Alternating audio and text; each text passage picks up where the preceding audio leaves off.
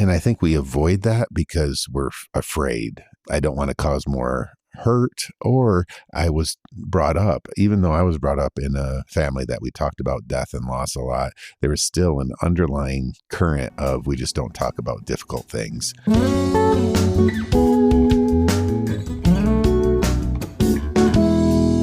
Welcome to With You Podcast, where we explore relationships and life transitions. I'm David. And I'm Tara.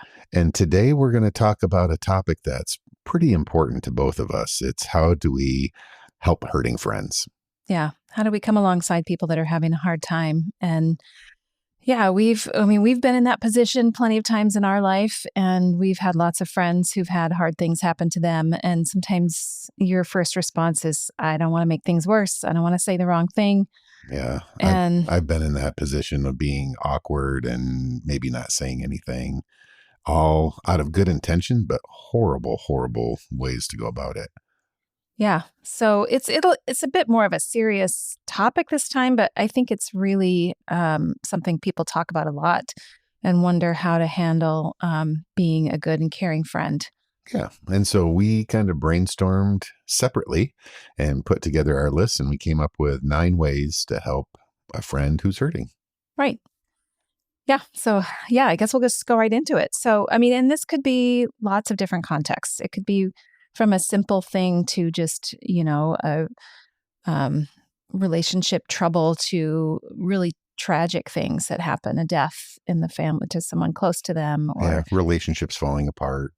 Right. So, divorce. Yeah. So anybody who's having a hard time, how you come alongside them. And I think when we were thinking of this list, it was more in context of really hard things, like a death in the family or some kind of loss or a divorce or, something that's really life-changing. Yeah, I think both of us in our professions this last couple of years, there's been a lot of hard things for people and people close to us, and wanting to do relationship well, wanting to be supportive well, and kind of winging it. And I think we thought, let's try to put together our checklist.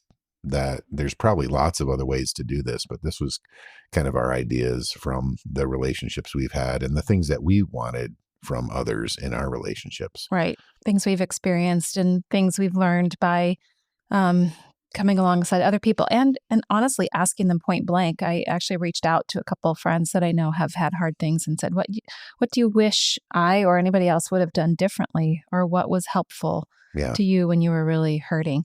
And so we've put those things together. Yeah. And people responded right away. So I think it's really helpful for those of our friends and us when we're hurting that this will be helpful. So let's start with number 1, acknowledging the situation.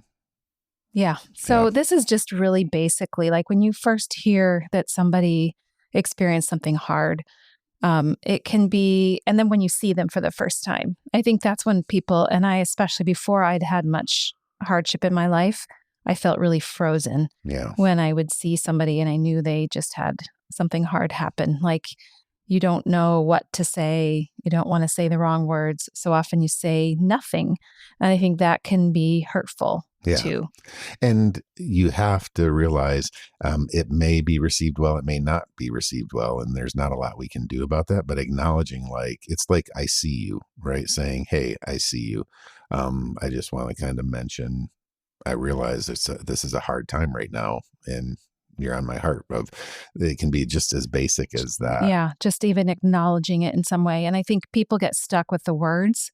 I know that used to trip me up too. Like, what words am I going to say? And if you're struggling with the words, the best thing you can say from what we've experienced and what we've heard, and please tell us if you have different suggestions as well, but just, I'm hurting for you. I'm really sorry that happened, and I'm hurting with you. Yep. That's enough sometimes. Yeah. And I think we avoid that because we're afraid. And I avoid it sometimes because I'm afraid. I'll use my own personal stories of I don't want to cause more hurt, or I was brought up, even though I was brought up in a family that we talked about death and loss a lot, there was still an underlying current of we just don't talk about difficult things. Yeah.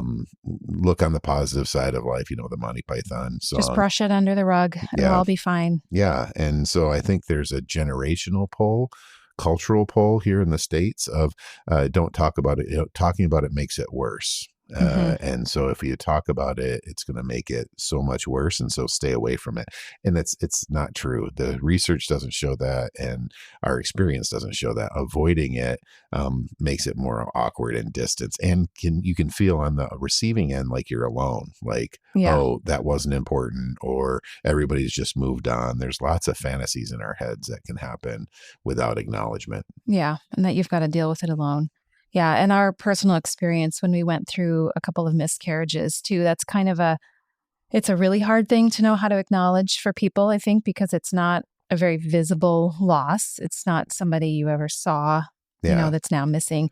But it was helpful when people at church acknowledged it. Yeah. Even I had an experience where we lived in Georgia at the time. And so the mail person who would come to our door, we had a mail woman, and she would chat, things to you stay and chat a while in the South. And so she would talk to me sometimes at the door, and she knew I was pregnant. And she came to the door with the mail, and she wouldn't drop it in the box. She'd knock so we could chat, know, and she knocked on the door and said, "Oh, you're looking great. How are you feeling?" And I had to tell her that I had lost the baby. Yeah. And she started crying Oh. and said she was so sorry, which was painful, but also like it's memorable because she joined in with me. Yeah. And it made it real rather than just kind of pretending it didn't ever happen. Mysterious thing that you hold to yourself. Yeah. So, and then she would acknowledge it afterwards. Like, she didn't avoid me then. She would keep knocking on the door and saying, "Man, I'm sorry. This must be hard." And just that acknowledgement, even from somebody who was, a service person in our life was really meaningful. Well, and I think it's important, the flip side of this for us in anticipating, not bad things happening, but anticipating how do we need to be cared for in the difficult times of sharing, you shared with her that we were pregnant early on. And I know we talked about this, and maybe we talked about this on another podcast, but being able to tell people really early, our decision was, man, we want support if things go difficult. And so it would be easy just to hide with an early miscarriage and not acknowledge even for ourselves. So telling people we were pregnant really, really early made it really uncomfortable, but we had to face the grief and acknowledge it for ourselves. And so there's a part of that I think people don't tell that they're pregnant until in the third trimester or second trimester. Or it's tell easy to about hide. illnesses or other things that they. Oh, yes. Yeah, we've had friends close to us too who've, and people have their reasons. But I think when you make that choice to keep it a secret, it can be harder to process than when there's a complication or when you really need support. Yeah. So as we think about relationships, it's both being curious and kind of acknowledging things, but it's also being open and vulnerable, and not equally to all people. But are there those people in your life that you're open and vulnerable with the good things early on and the potential bad things? Leads to a fuller life. It's not a pain-free life, but it's a fuller life that you're in it together. All right. Number so 2. And we're going to go through these 9, and a lot of them will kind of overlap, but they're different really in a way. So we kind of want to punctuate them a little bit differently. So the second one is what did you say it was, honey? Yeah. You'd like to pretend that you don't listen well. Listen. Yeah. So the number 2 is about listening and letting that person lead the conversation, or whether they want to talk about it or not. Because I think that's the first thing is what you say, how you acknowledge it. The next thing, people feel like they need to make sense of it and give advice or explanation. That's what we tend to do as humans, is to want to make sense of why bad things happen. And I think that's a mistake a lot of people make, because we want to for ourselves too. Like, why could this have happened? How can we avoid this happening to us?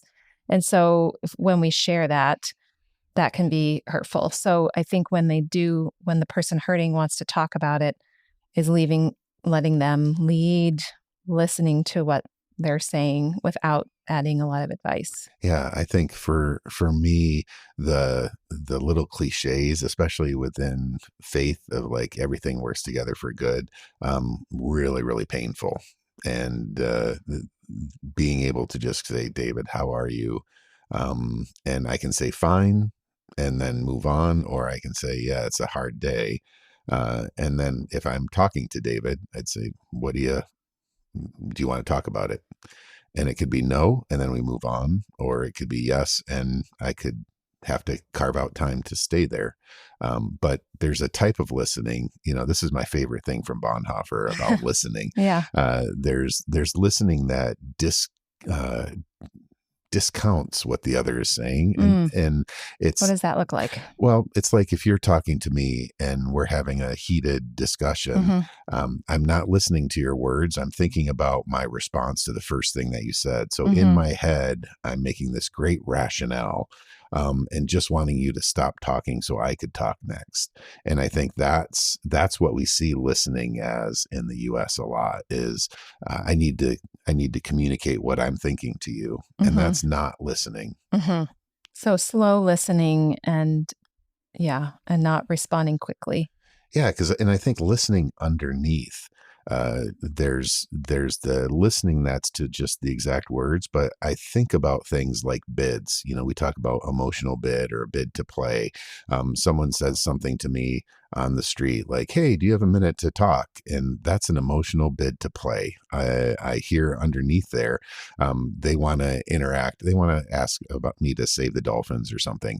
And oh, you're talking about just strangers that have like a clipboard and want you to sign something. Yeah. And as an example, I'm like, that's a bid to kind of listen, but also to answer them and build a conversation. And that's not the kind of listening that we're talking about. We're listening to the bids of what's emotionally underneath. So I might say, I'm not doing okay. And I want to listen to, so what's the hurt, or maybe talk to the hurt rather than just getting the story. Yeah. Yeah. I've heard said too, and we talked about this in my Bible study group a lot, that one of the best things you can say as a human to somebody is tell me the whole story, and then sit down and listen till the whole story's done. Yep. Just the not trying to respond, just letting it all come out in whatever time frame it needs to, and really listening to the whole story. Yeah. So I think that's when we'll all keep learning until the day we die, is to listen well.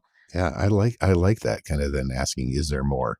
Tell me more. Tell me more. It's a loving thing to say to somebody, right? Because you're curious. You want to know what's really going on inside of them. Tell me more. Tell me the whole story. Yeah. And I think people will share based on the level of intimacy that you have with them. So if it's just an acquaintance, don't get upset if there's not a lot of sharing. You've presented yourself as available to listen, and that's what's important. And then closer friends. I know my closer friends will really share. Acquaintances will just be kind of the surface thing. Right. And for me too, with the male person, as wonderful as she was, I'm not going to stand there and tell her everything. We don't have an hour, and we don't have the emotional, what do you call it, equity, the relational equity to really need to understand everything. But you give as much as, that person can handle. And and sometimes it leads to more. Sometimes people who are acquaintances become deeper friends because of the way they respond. That's to right. the hurting. Yeah. So the third thing, and I think is often the first thing people think of when something bad happens, is bring food. Bring food. I think it's in every culture. I think when we something eat our emotions. Well, and it's honestly, it's at the root of it about meeting the basic needs and communing with food, right? Yeah. Well, and I think it's about being together. So it's the basic need of nurturing the body. Yeah. But I think it's also, we do that together. Like there's a depth of eating. Now that we don't always with people that we care for, but there's something powerful about intimacy around food. Like we would do that with our kids when we wanted to listen to them well, is take them out for a meal. Yeah. But I think in the case of, after a death or something, people will drop off casseroles and things. And it's about this person doesn't have the bandwidth to think about just feeding themselves. Yeah. So the idea behind it, I think, is meeting the basic needs so they can be with their Yeah. feelings. And it's the first thought, but we had a few things that we've learned over time about the Yeah. way you bring food to Pro people that we tips. would suggest, Yep. and some ways that have been helpful for us and not helpful. The first thing is make it easy on that, because if the point is that they don't have to think about details, Yeah. when I bring a meal to somebody now, I bring it in all disposable containers. And maybe that's wasteful, Yeah. but we have access to nice, containers that don't have to be returned. And I think that can make things easier. Sometimes when a lot of food is brought in a lot of people's nice dishes, the act of keeping track of those and labeling them and returning them can be It's a extra burden. work. It's a burden. Yeah. And somebody brought me a absolutely lovely meal after my dad died. And when I had it in the car to return it to her, it fell off the back seat and broke. And then I paid for a new dish. And that was just a lot more than I needed. Yeah. It was a wonderful gift that she gave me.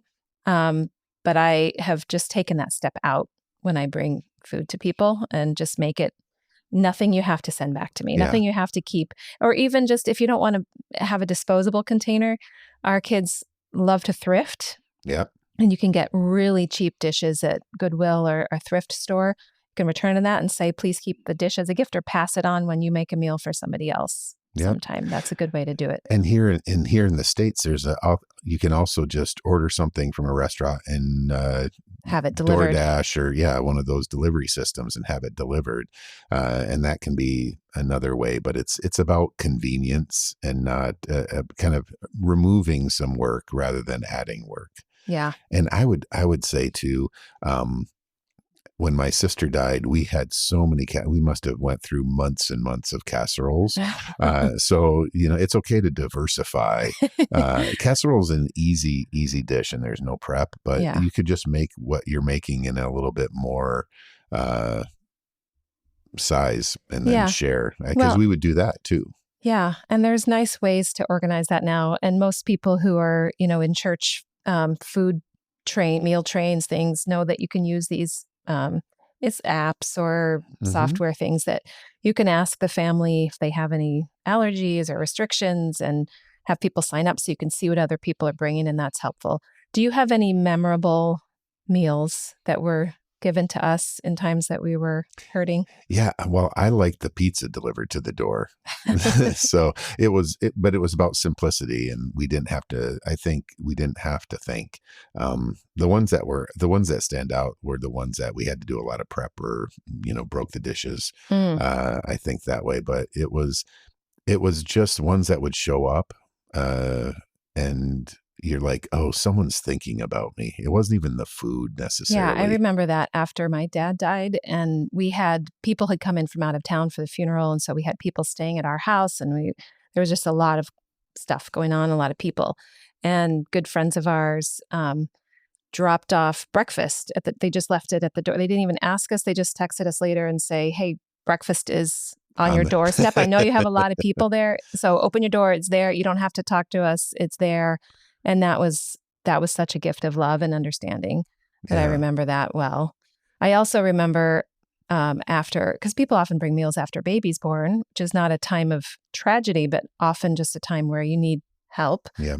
And after we had our second child, I just felt so incapable of getting anything done. I had a toddler and a new baby, and this mom in town brought me a big thing of soup. And she said, I'm on my way, get a big pot and put it on your stove. So she didn't have a disposable container, but she dumped it into my pot. So it would just be on the stove. Yeah. And I looked at her, and she had 3 kids, and she, her hair was done. It was 9:00 in the morning. She was out the door. And I just remember looking at her like, this is possible. Someday, even with kids, I could bring a meal to somebody else. And just her being peppy and bringing the meal and putting it on my stove and telling me it was okay, like just gave me hope for the future of what might be possible in my life. Yeah. And I think people live farther and farther away nowadays too. And another thing is like my my parents or your parents, when they lived far away and we had needs, they would either have our friends bring over some food from them or they would have it delivered. And so there was, even from long distance, you might feel like, oh, my friends are suffering and they're across country. You can still find ways to reach out. And that was memorable too. The ones Yeah. that are thoughtful in other countries or other states that are caring for us, because it wasn't even the food again. It was the thought It was, that yeah. I'm doing a little bit of this for So you I'm and trying to thinking, do something tangible. yeah, I And might not be present. your mom did that for me once when I just had the flu, like a really bad flu. We lived Hmm. in this house, and so we had 4 kids, Yeah. and I don't remember their ages, but I just, you know me, like when I have the flu, I usually just keep living my life. I don't really stay down. Yeah. No. But this flu was bad. Like I was in my bed, and that's really unusual for me. And Yeah. You're only usually there about 6 hours every day. yeah, every night, Yep. and unless I get called for birth in the Yeah. middle of that. But your mom called me, and I was talking to her, and she was asking how I was feeling. I started crying on the phone, and so she started crying because she hasn't heard me feel that bad. And she said, "What can I do for you?" And I'm like, "I don't know. I just have to take care of these kids." And you were working downtown Chicago at the time. Yeah. And that night, people started knocking on the door, bringing food. And I was like, how did this? Because I didn't tell any of my friends I was Yeah. sick. I was just, No. and your mom had mobilized the entire neighborhood. She called whoever she knew and she said, Tara's sick, get all your friends. And the whole neighborhood signed up to bring meals. And so from a distance, she was able to care for us that way. Yeah. It's really thoughtful while we were hurting. So another piece that connects to this, I kind of think our fourth idea is serve without being asked. And what I mean by this, so just recently I had a friend who's struggling with health issues, and I caught myself saying the thing I'm going to recommend we'd not say, and Mm-hmm. it's well, let me know if I can do anything for you. Yeah. And I think that's the go-to say we care is, well, let me know. But And that's, unfortunately, I mean, it's a kind thing saying, I'm here, I'm available, but it's putting the burden on the person that's already suffering or struggling in a certain way. mhm. And so rather than that of a buddy of mine got together and we were like, hey, we're going to come and visit you. Which of these days and which in the cycle of treatment would this be helpful? And it was more of, this is what we're doing versus, hey, let me know what you need and I can be responsive. So taking the initiative, so serve without being asked, and I think that's a cultural challenge for us here in the Mm, States, yeah. that we have an idea of don't bother. People will ask. There's this rugged independence, and people ask for what they need, but you don't, especially when you're suffering a loss of a family member or a child, or you're experiencing divorce. Of You're not going to be in the midst and able to, one, identify what you need, or two, feel comfortable saying, hey, I'm struggling and I need this. And so really being proactive, not intrusive, but proactive Yeah, and in that's the serving. line I think Yeah. people worry about. But I asked a friend who had a really tragic experience in her life. Her husband died suddenly. And so, of course, she was in shock. And I asked her what was helpful. And this is exactly what she said, Mm, was those tangible acts of service that didn't require anything from her. So the yeah. friends who said, I am going to drop off groceries today. So Yeah. just let me know what window of time you can bring them in. Yeah. And they just did it. Or I'm going to take your girls out for ice cream. Which day would work for you? It's just, I'm doing this. Yeah. All you have to do is let me know what time Yeah. fits your schedule, and I'm going to do this for you. And of course, you can decline it if that doesn't work. Yeah. Um, but that tangible service without sort of any direction from the Yeah. person hurting. And it can be, I remember her saying, sometimes people would say, hey, I'm going to bring you over a coffee, and I can either leave it with you, I can sit with you and have coffee, you can talk, cry, whatever, but Yeah. I'm bringing you a coffee. And so it's like, here, I'm going to do a little something for you. Yeah. And I have been on the receiving end of that a few times in my life, where our first instinct sometimes, when somebody says, oh, would you like coffee? I could say, oh, no, no, no, I'm fine. Your first instinct sometimes is to be that independent person, like, no, Yeah. I got it. I'm okay. Or don't bother yourself. You don't want to trouble somebody else. So you can brush it off easily. But if it's presented to you in a way that I am bringing coffee and I'd love to talk with you while we drink it, or I can just drop it off if that feels better, that then you just are more likely to receive that. Yeah. And then it's such a gift. Well, and early on in stages of grief, early on, you don't know. I mean, there's just shock, right? It's hard to even grasp what's going on. And Things don't fogginess. feel real. Yeah. And it's hard to identify what your needs are. You're kind of, I remember going, did I eat? When did I eat last? Time gets funky. And people just being able to take care of you a little bit, and your community identifying and responding is so strong. I remember during your dad's funeral, and we had tons of people over. One of our friends came over and cleaned our bathrooms.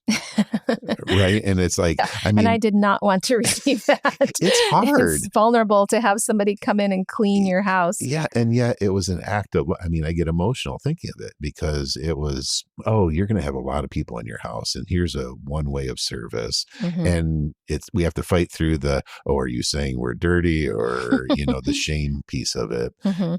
But it was beautiful of understanding the situation and meeting a need. So if we all can, when we're interacting with friends that are hurting from various different things, be proactive rather than passive, seek out options of serving rather than just saying, hey, let me know.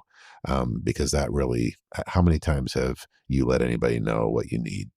Yeah, it's a growing edge for me. Yeah. But that's a good point too, is that the receiving of it is also helping somebody else who wants to be helpful. Yeah. And somebody had to tell me that point blank. You refusing my help is stopping me from serving you the way I want to serve you. Yeah. And when you think about it from that perspective, relationship is between give and take, right? If you're always giving and never receiving, then the other person doesn't have an opportunity to do the balance. But it's hard. Yeah. We tend to fall on one side or the other. We're either givers or we're receivers, and needing to live in the middle ground. Yeah. Yeah. Really good point.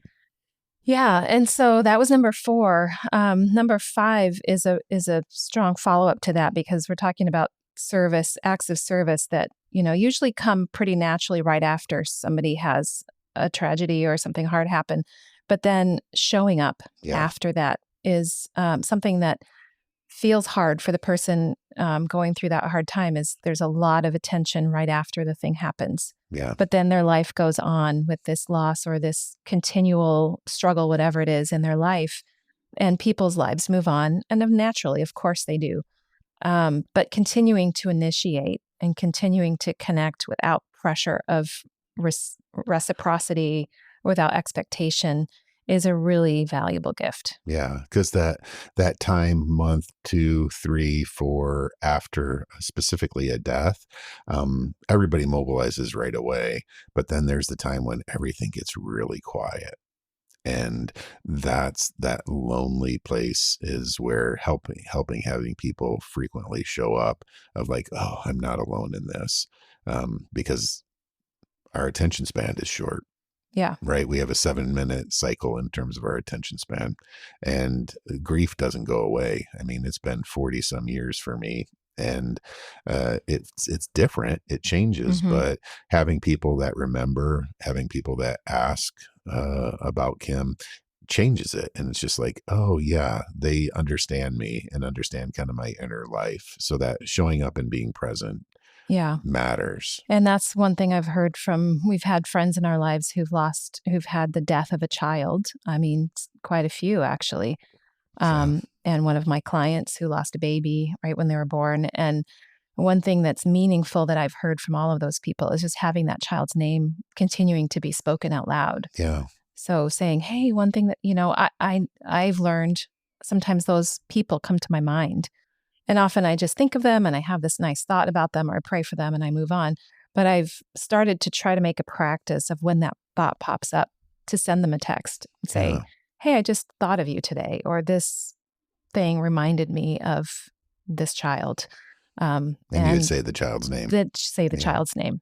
Yeah. Yeah, because it just reminds them that person, that loss, that person's remembered. And by more than just them, they're not the only one holding on to that memory. And So I think, I've heard that that is helpful. And for us too, that's been helpful is when people remember months or years after a situation saying, hey, I remember that time. How are you doing with that? Or just bring it up and remember that it might still be hard. Yeah, and that remembrance we see it's a spiritual discipline. We see it in the Old Testament of like stones of remembrance you have. So you can ritualize it, you can like when it comes to your mind say it, but there's a power in remembering that leads to a deeper level of intimacy. Um and then the other piece of that showing up is people might not experience it as loving and having to realize okay, so I'm not going to do it with expectation of like we'll spend a lot of time. So it might be like, oh, said that. All right, moving on. Well, yeah, often those texts that I send, there's no response to it. And Yeah, I have let go of having any expectation of a response and just hoping that it lands in a place that's helpful or soft and yeah, still doing it, even if I feel like I don't know how they feel about it. yeah. Um, and Hopefully they know so, your heart, that it's coming from a heart of love. yes. And when it's a fond remembrance, it's usually seen as a positive thing. So, um, number that leads into number 6 is validating that whatever that reaction is, validating the person who's hurting Yeah. and being okay with even uncomfortable or strong reactions and knowing that that may be part of their process. Yeah. Working in therapy with families around grief, there's a lot of yelling, a lot of anger, and it's a safe place for people to say really difficult things. And when I was a young therapist, I had a hard time not trying to make everything okay. Like, oh, yeah, I know that's, but it'll be better later. Or you try to rationalize away because partly it's my own uncomfortableness with the anger, the rage, the pain. And then the other side of it was trying to defend God, because a lot of times the rage is, how could a loving God do this Hmm. or allow this to happen? Or I don't understand the purpose and the depth of pain there, and being able to sit with it and go, yeah, that those questions make a lot of sense. Hmm. And God is big enough to tolerate your anger, your rage, your disappointment, your hurt. I mean, that's what lament is of God, I see who you are. I also know the promises you made, and this doesn't fit, and I don't understand. Um, and being able to be okay with that, because I think early on in my career, I tried to defend God, and He doesn't need me to defend Him. And I think in our relationships, Well, and that's that can important. be sort of um, simplifying or not simplifying, but not validating Yeah, no, what they're discounting. discounting. That's the word I was looking for. Thank you. Discounting the feelings that they have and the way they're expressing them. And I think that goes into any kind of explanation or meaning making that we try with Yeah, some bad things that happen. Because I think that can be a way a lot of people respond just for our own protection too. Is like, oh, maybe this is why this happened, or maybe this is how we can prevent this from happening. And that is really not helpful. yeah. And the helpful part is feeling with others, and for us to go, yeah, I get why you're saying that. It doesn't mean I'm in total agreement, but I get it. Yeah, Like that validation is acknowledgement and saying that makes sense. It might not make sense for me. I don't have to highlight that right then, but it makes sense that you're feeling this way. Your child's died, you're angry, you don't understand.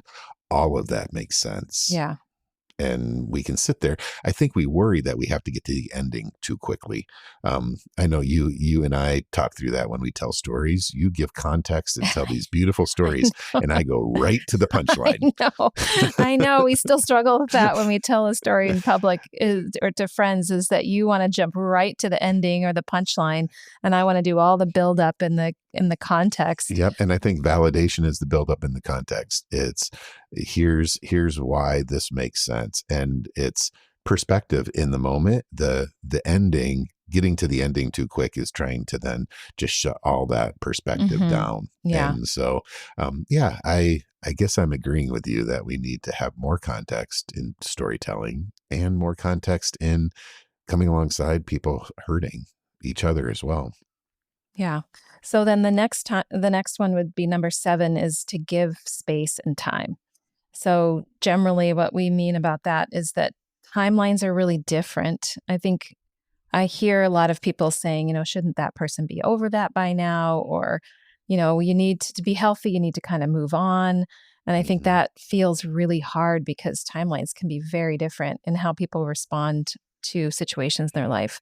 And if they feel pushed from somebody else, I think it just maybe digs you deeper into where you are. So a gift we can always give people is to just allow that space and time for things to unfold as they do. Yeah, and understand that, there's this wonderful thing called search engines, and you can kind of look up like what's the normal developmental task in terms of grief or in terms of divorce, and having a little bit of understanding of early on what's within the kind of common phase, middle what's in the common phase, because I think there can be some patterns, but then it's going to be unique to each person, but it gives you a little bit of a Yeah, frame. but also those timelines can be a little too linear. So, I've heard it said, and this is really helpful to think that development through stages of grief, let's say, or something Yeah. else, we think of it as this really direct, straight Depression, timeline. You go, anger, you go from bargaining. this, then comes this, then comes this. And so people say, well, you were angry like 2 weeks ago. Haven't you moved into bargaining or whatever's next? Yeah. And a lot of developmental things are a bit more spiral, Oh, I love like that. cyclical, Yeah. right? Recursive. Recursive. So like, is that the word? That's the word. Where you're here, but it kind of comes around. You're still going in a direction, but Yeah. you revisit different things at different times. Yeah. And it mutually influences. It's not a separate one thing. Like you're Hmm. not just depressed. It might be that there's more depression than other things, but there could be anger and bargaining Yeah. And a lot of things in our life are built like in. that. I feel like, our relationally, even in our relationship with God, you can feel like I should be down here, but I've kind of gone backwards here, but it's not backwards. It's sort of just Yeah. cycles. I think it's hard for us to hold such complexity. So we want to make it really simple of like, let's look at this part. And Hmm. it is much, if we can hold the complexity and then kind of delve in to each little piece, but hold it lightly and kind of come back out and go, oh yeah, it's much more than that. I think another piece that's kind of with giving space, but back with the validating is sitting in silence. Mm. Like silence is so powerful, but it's so anxious making. Hmm. So we have a fun little rule in therapy and in group therapy of whoever breaks the silence first is the most anxious person in the room. It would be me. Because it's like you can't sit there. It's like something needs to happen, and there's this kind of pressure Hmm. to make it happen. And I think that's the opposite of what we're saying in terms of being with people hurting is Hmm. we want to slow down and be present. And so then can we sit in silence? Can I just sit with you? Maybe we're not talking at all. We're on the couch together or we're out in a park bench and we're just silent for a half an hour. Could you do, not you personally, but any of us, could Yeah. any of us do that? It takes practice. It's a muscle. Hmm. Silence is a muscle to practice. Well, and it's about presence, Yeah. right? That silence is about being present without pushing for a different agenda. Yeah. And you notice what's happening in your body, you notice what's happening in the other person. And there's so much richness there in the silence, but we're constantly with noise and distracting Hmm. us from maybe the deeper things. So I think it's not on our list, but it kind of falls under validating and Hmm. the giving space and time Yeah. is silence. Is being comfortable with silence Yeah. and being able to be present without our own agenda. Because I think along that timeline thing, if we're pushing somebody else to move faster through their timeline, is that about them or is that about our discomfort Yeah. with seeing them still hurting? And if it's about us, it's really not helpful for them. Right. And we have to take care of that so we can be there. So there's how comfortable are we with our own hurt? Hmm. Right. Because it's when we sit with someone hurting, there's their hurt and then there's our hurt. And if they're really, really close, it gets hard to know what am I doing for you and with you, and what am I doing more of just taking care of me. Hmm. And that's a challenge I have teaching clinicians and most listeners, pastors, of is it really for them or is it our stuff? And we bring our stuff, that's fine, but are we aware of it? So, number 8. Yeah. So this goes kind of with the showing up continually. So with grief or any especially big event, a loss, that happens on a specific date, there's a cycle to that hurting that I think comes up with specific dates. If it's a loss of somebody close to you, it's their birthday, it's the anniversary of their death. It's a lot of those things bring that to the surface. Yeah. And so I now, when somebody that I know has had a loss, will often put that date in my calendar so it comes up the next year and I can remember to call them or send a card. And I learned that I hadn't had big losses in my life early in my life, but coming into your family with Kim, who had died before I met her, I saw that with your parents, that her Yeah. birthday was a really special date and the day she died was a Yeah. really hard date. And so even this many years later, remembering to send flowers or to send a card or to Or just acknowledge it, make a or phone call. or tell a funny story of memory of that person, can be really meaningful even many years down the line. Yeah, and the anniversary issues are a real psychological thing. People's bodies tell the story too. So as Kim's date of death comes up, I notice different things in my body. I mean, it's a long time ago, but there's Hmm. still body And memories. sometimes you don't feel well and you don't even realize what date it is. And Right. then, I'll be like, oh, oh, I have that pain in my arm, and you're mhm, just like, hey, guess what? yeah. So our minds and our bodies, our emotions, our relationships, and these anniversary points really are meaningful. And if we attend to them, they don't have as much power. I use this metaphor with dealing with emotions, but it's the same thing in terms of if we push it down like a beach ball, we play with the beach ball, and you can play with it, bouncing it between you and me forever. But if we go out into the lake and push it under the water, we can only hold it there for so long before it pops up and knocks us over. And our emotions and uh, are like that. If we're not acknowledging major events and Hmm. rituals, it can bite us in the butt in terms of physical health, illness, accidents. The impact that unacknowledged stress has on us is powerful. So, Hmm. being able to share that with people, being able to celebrate that, and rituals. So we see this a lot in different cultures, but going to the cemetery, taking care of the tombstone, laying flowers, that's all kind of part of that anniversary ritual of attending, having something that you can do. There's Hmm. nothing magical about it, Hmm. but I think there's something powerful relationally about it, of doing those things and doing them together. So I know my folks, uh, after that June date, would come back from the cemetery and go, "Oh, people left notes or left toys or so," and it would be kind of people not directly close to us, but that was a ritual that they could do to communicate partly their own grief, but in that, seeing people remembered Kim and the impact. I think that's important for people dealing with loss, of what are the rituals, what are helpful things that Hmm. you and your community can do. Yeah. So shared things and tangible things. Yeah, our buddy did got a kidney transplant, which was traumatic, and he had a fun run every Hmm. date of the anniversary of that. It was more of a celebration of life, but it was connected with grief because the donor had to die for him to have a kidney, and so there was this mixed us all getting together and doing something that was uh, raising awareness. Yeah. Celebrating his health, but also honoring the life that, Yeah, her life. yeah. Yeah. So those things are powerful. And we do carry the story in our bodies. And that kind of leads to our ninth and final one that not a lot of people don't talk about. When you're helping people who are hurting, it has an effect on you. Yeah. So when you come alongside somebody in grief, you're going to carry, if you're really coming alongside of them, you're going to carry some of that, and Yeah. you're going to feel some of the hard things, and um, that takes a toll. Yeah. So how are you processing it? It's called secondary trauma, right? Mm-hmm. In the trauma literature, you work with people that have difficult stories and they share them with you. You're affected by it. Mm-hmm. The stories, the direct experience impacts them. The storytelling impacts you.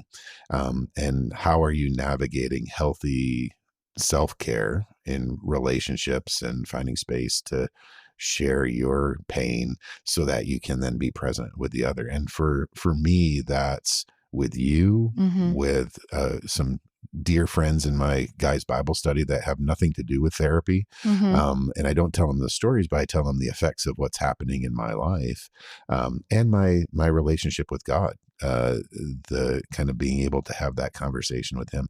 Those three areas are really, really important for me in terms of managing the container of the pain entering into with other people.